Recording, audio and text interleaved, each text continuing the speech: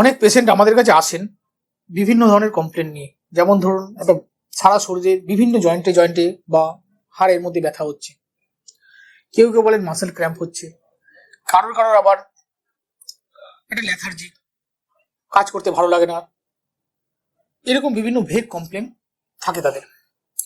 পরীক্ষা করে দেখা যায় যে তাদের শরীরে ভিটামিন ডির মাত্রা অনেক কমে গেছে, কারোর কারোর ক্ষেত্রে তো সেটা ডেফিসিয়েন্ট পর্যায়ে চলে যায়। এখন বিভিন্ন জনের বিভিন্ন প্রশ্ন, এই ভিটামিন ডি জিনিসটা কি, এটা আমাদের শরীরে দরকারই বা কেন, এই রোল কি, কোথা থেকে পাবো, কতটা দরকার, বেশি হয়ে গেলে কোনো ক্ষতি হবে না তো? তো চলুন আজকে আলোচনা করে দেখি ভিটামিন ডি সম্পর্কে কিছু নতুন তথ্য পাওয়া যায় কিনা। নমস্কার, doctor Kaustav Debnath, consultant orthopaedic surgeon. আজকে আমরা আলোচনা করব ভিটামিন ডি সম্পর্কে। এখন শরীরে অনেক রকমের ভিটামিন তো আছে আমাদের দরকার পড়ে, কিন্তু হঠাৎ করে ভিটামিন ডি কেন? কারণ এটা একটা পিকুলিয়ার ভিটামিন। এর পিকুলিয়ারিটিটা হচ্ছে এটা আমরা অন্য সব ভিটামিন যেমন বিভিন্ন খাবারের মাধ্যমে পেতে পারি, সেটা আমিষ নিরামিষ শাকসবজি যাই হোক, খাবারের মধ্যে ভিটামিন ডি প্রায় থাকে না বললেই চলে। তাহলে কোথা থেকে পাই আমরা? গাছ যেমন সূর্যের আলোতে সালোক সংশ্লেষ করে, তেমনি আমাদের চামড়ার নিচেও যখন সূর্যের আলো চামড়ার উপর পড়ে তখন শরীরের কিছু ফ্যাট আছে যেগুলো কনভার্ট হয়ে ভিটামিন ডি তৈরি করে।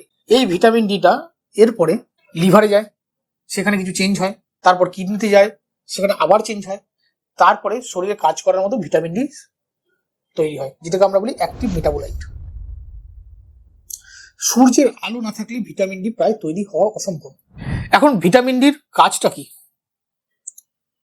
আমরা যে খাবার খাচ্ছি, খাবারের মাধ্যমে আমরা যে ক্যালসিয়াম খাই, ফসফেট খাই, যাই খাবারের মধ্যে থাকুক, সেগুলো খাদ্য নালীর মধ্যে দিয়ে যখন পাস করছে, তখন খাদ্য নালী থেকে রক্তের মধ্যে পৌঁছে দেওয়ার যে ট্রান্সপোর্টের যে কাজটা, সেইটা করে ভিটামিন ডি।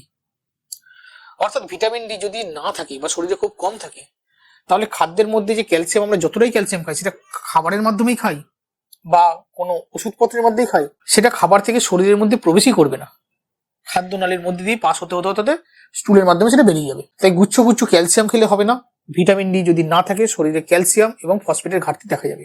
এইখানেই ভিটামিন ডির মাহাত্ম্য। কতটা ভিটামিন ডি দরকার? যারা অ্যাডাল্ট মানুষ আমরা, তাদের মোটামুটি প্রত্যেকদিন 100 ইন্টারন্যাশনাল ইউনিট লাগে। তবে বাচ্চাদের ক্ষেত্রে যেহেতু তাদের গ্রোয়িং এজ, তাদের রিকোয়ারমেন্ট একটু বেশি, প্রায় 200 মতো, 200 ইন্টারন্যাশনাল ইউনিট পার ডে। এবং যারা প্রেগনেন্ট মহিলা বা যারা ল্যাকটেটিং মাদার, তাদের ক্ষেত্রে এটা 350 থেকে 400 ইন্টারন্যাশনাল ইউনিট প্রতিদিন লাগে ভিটামিন ডি। এর পরে যে প্রশ্নগুলো আসে যে ঠিক আছে ডাক্তারবাবু, আমি তো বুঝলাম যে সূর্যের আলো থেকে ভিটামিন ডি আমি পাবো এবং সেটা খুব দরকারি জিনিস।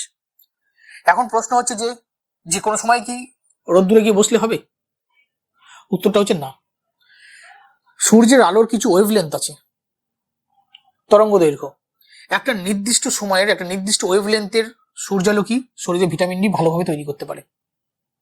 আমাদের দেশে শীতকালের সময়টা একটু পরের দিকে, গরমকালে সূর্যের তেজ বেশি একটু আগের দিকে। মোটামুটি সারা বছর, সারা সব মানে বছরে যদি আমরা হিসাব করি, তাহলে সকাল 9টা থেকে বিকেল 3টের মধ্যে যে সূর্যের আলো পড়ে, তাতে ভিটামিন ডি আমাদের শরীরে ভালোভাবে তৈরি করতে পারে। এর পরের যে প্রশ্নটা হবে যে আমরা কতক্ষণ বসতে হবে সূর্যের আলোতে, মোটামুটি 20 থেকে 30 মিনিট, সপ্তাহে অন্তত 5 দিন। তাহলে সপ্তাহে 5 দিন 20 থেকে 30 মিনিট করে যদি আমরা সকাল 9টা থেকে বিকেল 3টের মধ্যে সূর্যের আলোতে বসি, ভিটামিন ডি মোটামুটি আমাদের সাফিসিয়েন্ট আমাদের তৈরি হয়ে যাবে।